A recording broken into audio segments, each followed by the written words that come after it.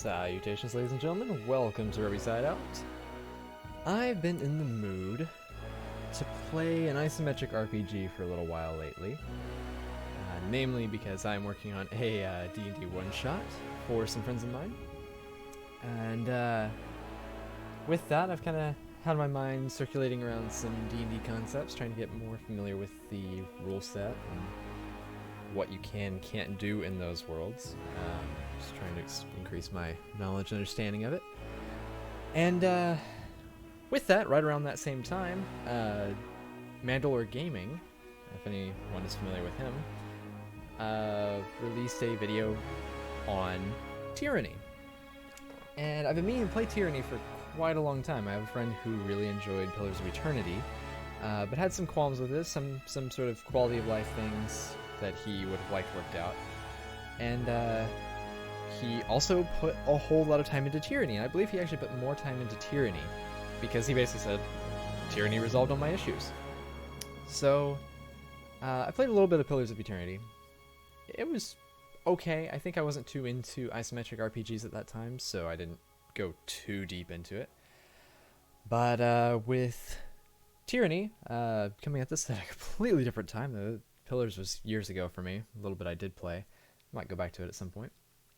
But with the D&D one-shot and with Mandalore Gaming putting out his video, and now just everything kind of coming together, being in the right mood for it, I wanted to give Tyranny a shot. I know very, very little about this game.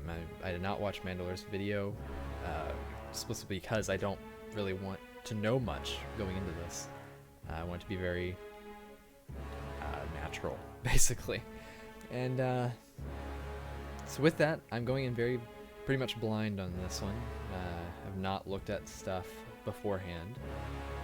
And we'll see how it goes. I'm actually really looking forward to it just because of the atmosphere I get from mainly this title screen.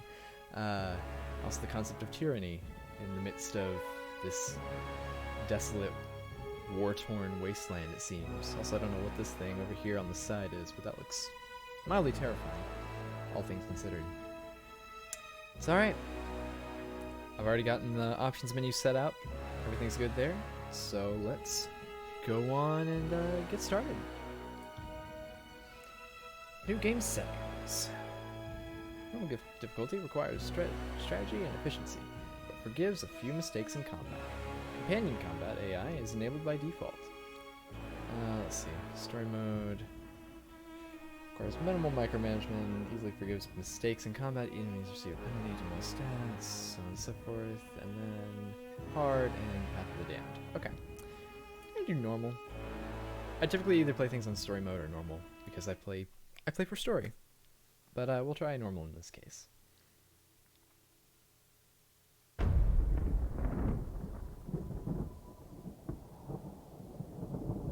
For over 400 years, the armies of Kairos the Overlord have swept across the known world. All who stood against them fell before their might.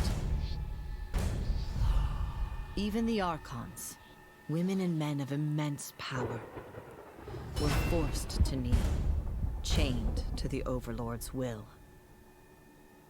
Now Kairos' final conquest has come to our corner of the world, and two of the Overlord's armies compete for the honor of taking our lands. The elite disfavored, and the teeming horde of the Scarlet Chorus. The voices of Nerat, spy master and Archon of secrets, guides the fierce and undisciplined masses of the Scarlet Chorus. With each battle, the Scarlet Chorus grows stronger, as the defeated are given a simple choice: serve or die. Graven Ash, Archon of War and the Overlord's most loyal general, leads the disfavored. Though small in number, Kairos' ironclad legion has never met true defeat in open battle. Watching over the two generals is Tunon, the Adjudicator, Archon of Justice, eldest of Kairos' minions. Tunon brings Kairos' laws to newly conquered lands, aided by the Fatebinders, judges and executioners of the Overlord's laws. You were among the youngest of the court of Fatebinders when Kairos' armies came to our lands. How could we have known that the fate of thousands would rest in your hands?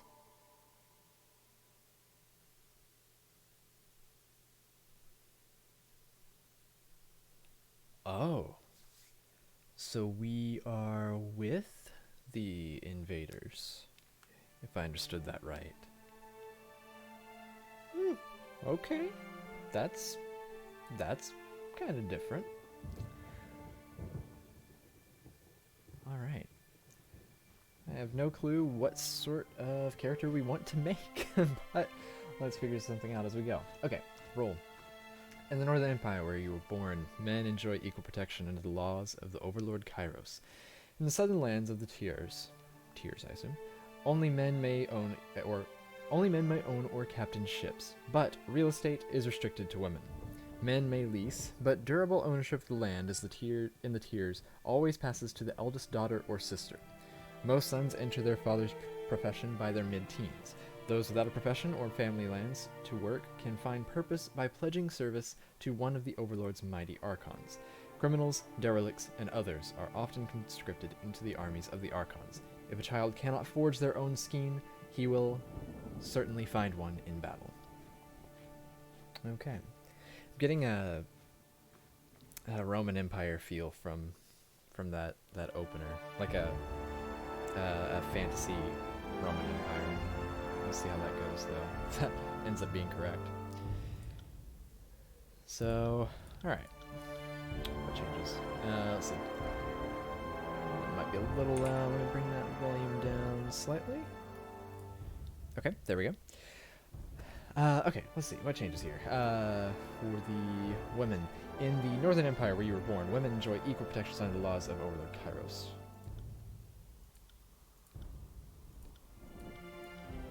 Oh, okay. It's just that one line.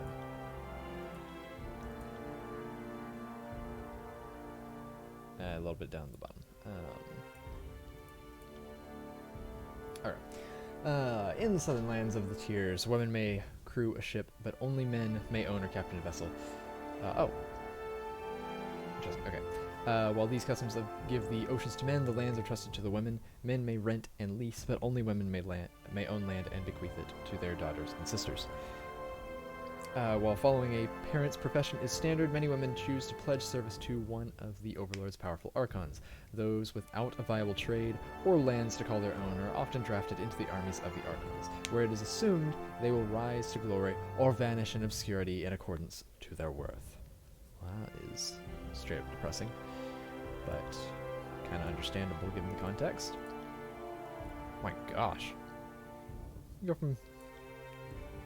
Okay, so we have three types. We have what I would maybe call pretty average. I mean, that's pretty... I mean, look at that. The muscle. I don't know if that's average, but pretty average to Hulk or Hulk Mini to basically elf size? I mean, my goodness. It's huge. I'm gonna go with the average. I mean, if I went with my own body type, it'd be like maybe that height, maybe a little shorter, and then that skinniness.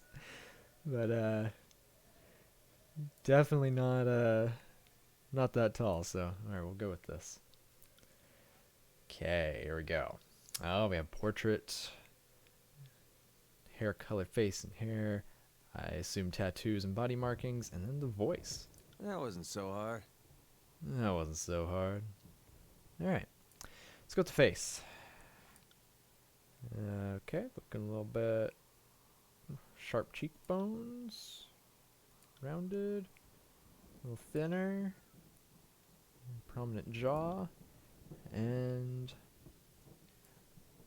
those eyebrows. Let's go with that one. I like that. Okay, hair. Oh wait, was there more? Nope, that was it. Okay. Hair, let's look here. No hair. Hair color, let's go with... Yeah, it's pretty accurate. Gonna make myself. That's more maybe that color. No, we'll go with that. In the past it might have been something like that, but now we'll go with that one. It's a little more blonde than brown. Yeah, so I'm gonna make myself just for fun. At least something close to it. Obviously not gonna get too close given the options here. There's a distinct lack of, I guess bangs would be the word for it. Let's go with that. That looks pretty good. That's not at all what I look like, but we'll play this character. Facial hair. Let's see. Unfortunately can't do things like that yet, but or that. There's no like sort of scruffy.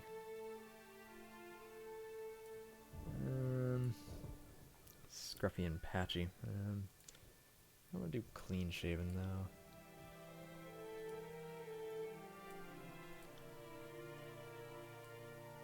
That's way too full. Let's go with. Yeah, we'll go with that. It's not at all really what I look like, but oh well, projection. Who I want to be, not who I am. That is what RPGs and fantasy settings are about, right? Right? Alright, let's try the voice. Male noble. I'm injured, tired. Let's rest. Okay. Male aggressive. Have a look here. Heads up, we have company. This is really gruff. Alright. Just for fun. Female sneaky. You learn something every day. This'll be fun. Okay. Noble. On the lookout. We must rest soon. And aggressive. Interesting. Trouble is afoot. Good work! That voice kind of sounds familiar. Or none. We can be mute. What does none sound like? Okay, yep, sounds right. Let's go with male sneaky. So hard. On the lookout. My wounds are slowing me down. I need rest. On it. On it. Alright. So we've got this so far. Body markings. I think I'm good. Don't really need anything. Oh, that's pretty cool. Oh, ooh. That's actually pretty cool. Oh, that that's in her legs. That's weird. Okay. Or just oh. Cthulhu on the arm. Oh, okay. That's kind of creative. You don't typically see that sort of style of markings. Alright, so let's jump over to the portrait. Hoping to at least finish the character creation in this first episode. I didn't really want to go too far beyond 15 minutes, but well, we'll see where this goes. Might do more long form. Alright, let's see. I don't know what kind of character we're playing, so I don't know about that. Might pull something along those lines. Definitely not going that roguish. Or assassin-like. Alright, so these are all of the portraits that we can have. Alright, let's see about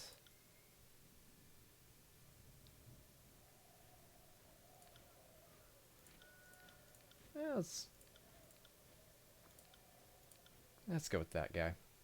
That's good enough. Don't know about Ranger, playing a Ranger, of what it seems like he is, but we'll go with it. Okay. Here we go.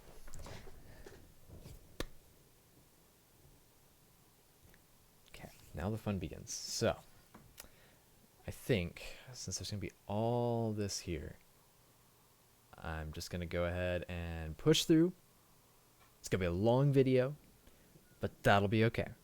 We'll go from there. Alright, so how did you find, or how did you join Kiros' army? Alright, origin. Let's see. Today, you are a Fatebinder, agent of the Archon of Justice.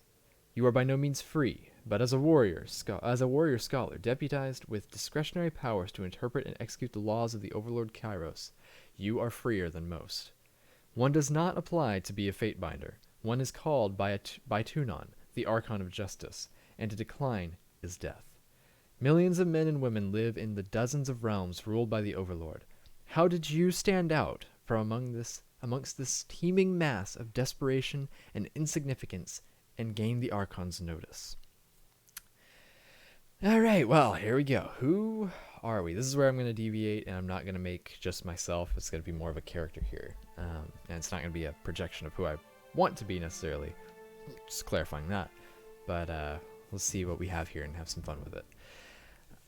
Pit fighter, soldier, lawbreaker, hunter, guild apprentice, war mage, diplomat, noble, scion.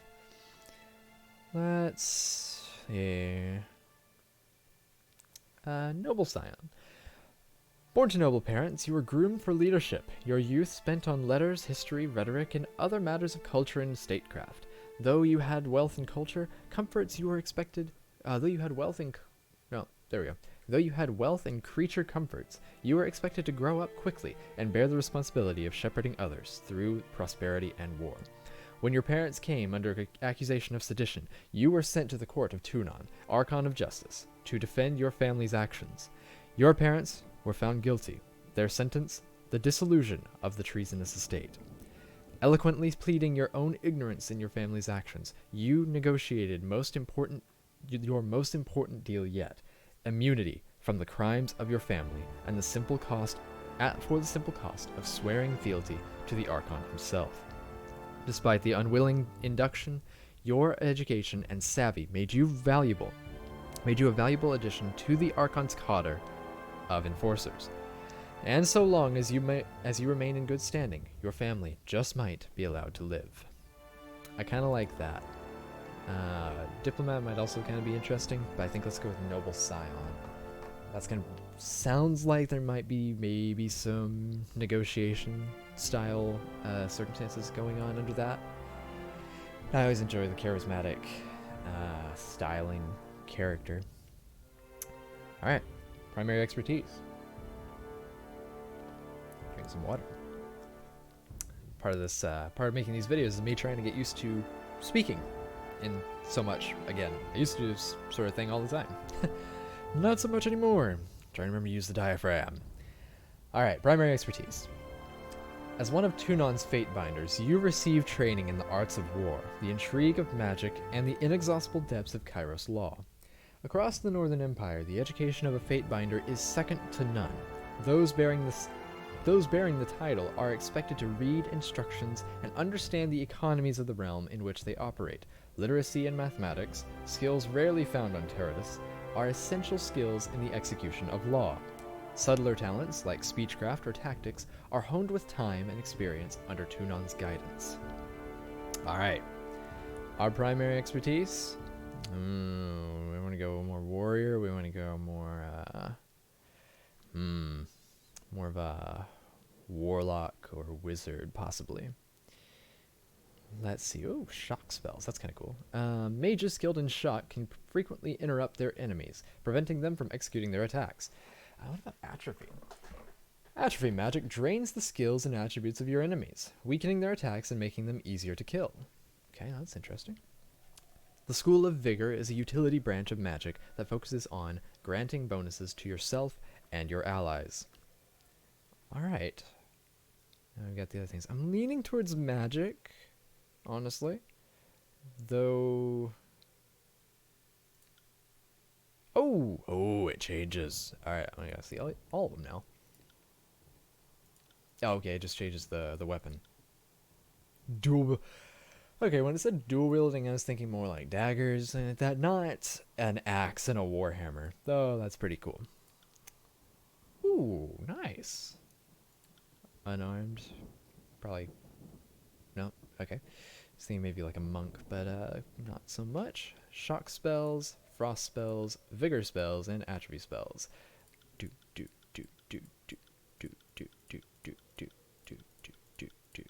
Okay, light show. Alright, vigor spell, skill of vigor, magic, shock spells. I'm leaning towards shock just because that sounds interesting. You learn this ability, Charged Fist. Channel an explosive surge of electrical energy, releasing it all at once on a nearby enemy, interrupting them and sending them flying back. Okay. Second trait, doesn't look like I get a second one. Alright, that's fine. Yep, let's go with shock spells. Skills, +8 control lightning, +2 magic stat, +3 dodge, +5 lore. Excellent. Let's go with that. Secondary expertise.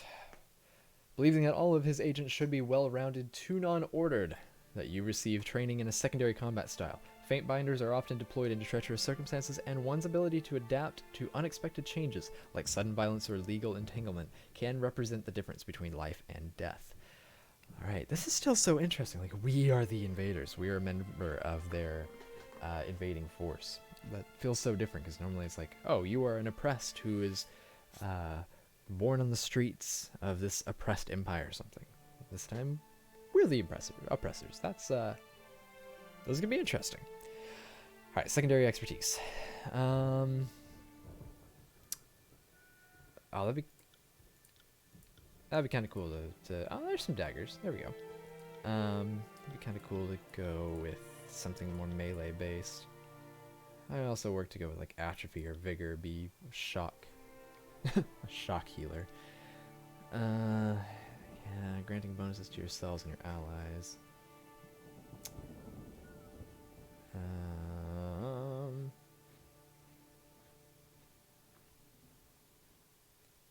Dual wielding, shock people and stab them in the back.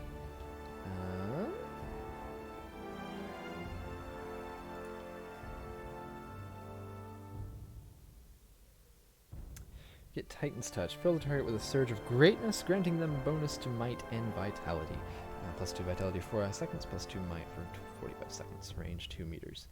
Cooldown 24 seconds. Okay. Dual wielding, we get Flurry of Blows and Slice. So, okay, a bleed attack and like a double attack. Okay. I kind of want that +10 lore, but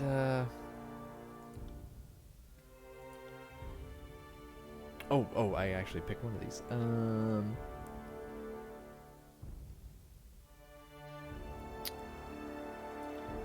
Do a double attack. Yeah, let's go with this. We get a bronze sword and a bronze dagger. Okay. Oh, it's a sword. Okay, yeah, I see it now. Size difference there. Best viewed from the side angle. Alright, let's go forward with this. Okay. Character colors and banner customization. Oh, character colors. Oh, this is great. Let's go with a solid green and purple, because it's kind of a thing. Yeah, green, purple, that direction. Oh, that's pretty cool. Little gaudy in some ways, but I kind of like that. All right, banner customization. We're going with this. Banner customization. Let's see.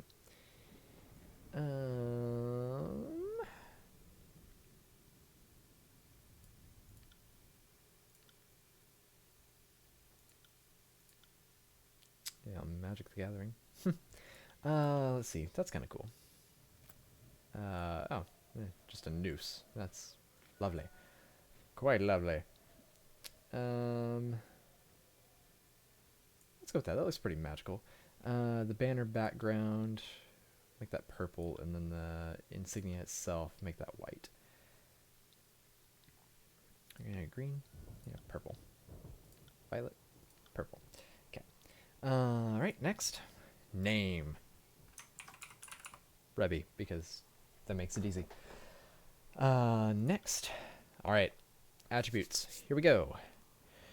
Getting some more specifics of exactly who we're playing here. Okay, attributes.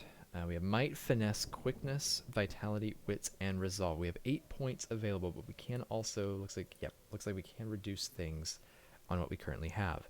So, let's go through each of these. Might determines the physical strength of a character. Okay. Finesse is the attribute. Oh, sorry, distracted. The finesse attribute describes a character's physical and mental precision. Quickness determines how often a character can use their abilities and spells. Ooh, that's nice. Vitality determines the character's physical health and strength and personality. It also increases the will defense. Okay. Wits. The wits attribute describes a character's mental acuity. Okay. And resolve determines a character's ability to endure physical and mental challenges. All right. Let's see. I want to put, finesse, physical and mental precision. It's going to be about accuracy and armor deflection. Quickness, vitality. Right, let's put a bump or 2 into vitality. Wits, that's going to be spell strength and magic defense. So I'm going to put 15 to that. Resolve is going to be magical defense. Let's put a point there. I don't know. Oh, I see. This attribute is strongly recommended if for you because of your training in shock spells and dual wielding. Oh, so quickness. And then shock spells. Oh, okay, okay. Let's bring that down a bit. Let's put quickness at 15. Let's bring might down a smidge, which might be dangerous. Put some there. Still want vitality and resolve. Let's go with the shock spells and do this layout here. Can I drop down to 8? Okay, I get it. Alright, save 8, 11, 15, 12, 12, 10. Hope that's gonna balance well. Alright, skills. We have 20 points available. Lore. Where are we looking at here? Oh, lore's over here. Okay, never mind. Okay, weapon skills. We have these. Okay. Yeah, training and shock spells. Okay. Control lightning. So dual wield, let's bump that up to 32. Magic staff, let's bump that up to 28.